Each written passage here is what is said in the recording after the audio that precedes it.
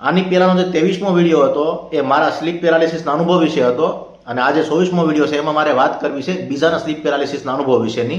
એટલે આ વિડીયોની વાતને સમજવા માટે તમે મારો આની પહેલાનો વિડીયો જોયો હોય એ ખૂબ જરૂરી છે. વાત એવી છે કે ડિસેમ્બર 2019 અથવા તો જાન્યુઆરી 2020માં મારા પત્નીને અહીંયા કલસાર સદભાવના ટ્રસ્ટ હોસ્પિટલમાં દાખલ કરવામાં આવેલા.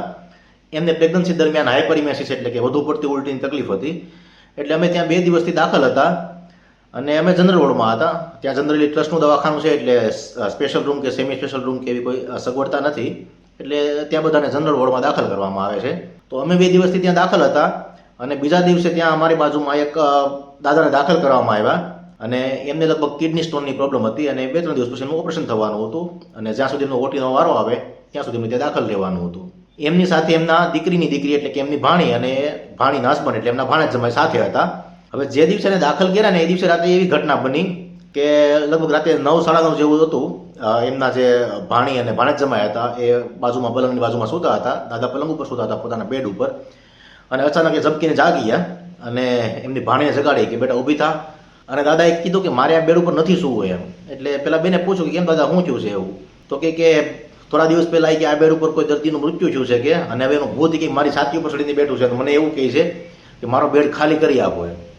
એટલે જ્યારે ઝબકીને જાગ્યા ને ત્યારે હું જાગતો હતો કેમ કે મારા વાઈફની બાટલો શરૂ હતો એટલે જ્યાં સુધી પૂરું થાય ત્યાં સુધી મારે જાગવાનું હતું. મને એમની વાત થોડી રસપ્રદ લાગી અને ભૂતની વાત કરી એટલે મને રસપ્રદ લાગી એટલે મેં એ બાજુ કાન દીધા કે હું વાત કરે છે એમ.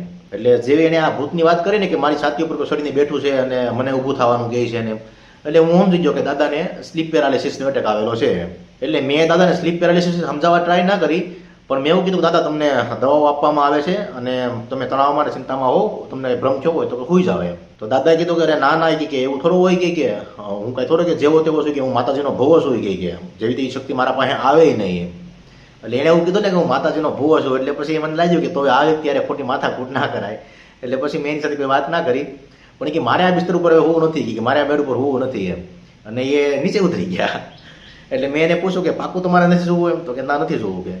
એટલે પછી સાથે એમની સાથે જે પેલા બેન હતા અને એમના હસબન્ડ હતા મેં એમને પૂછ્યું કે તમારે કોઈના બેડ પર સૂવું છે તો કે ના કે અમારે પણ નથી સૂવું એમ. કદાચ એમને દાદાની વાત સાચી લાગી છે. અને 2 દિવસથી હું તો નીચે ફ્લોર ઉપર સૂતો હતો એટલે મેં એમને પૂછ્યું કે તમારે કોઈને ના હોવું હોય તો હું હોઈ જાવ એમ. એટલે 2 દિવસથી મારે તો ઉજાગરા હતા એટલે દાદા એમના સ્લીપ પેરાલિસિસના હિસાબે ડરી ગયા અને એ નીચે હોઈ ગયા.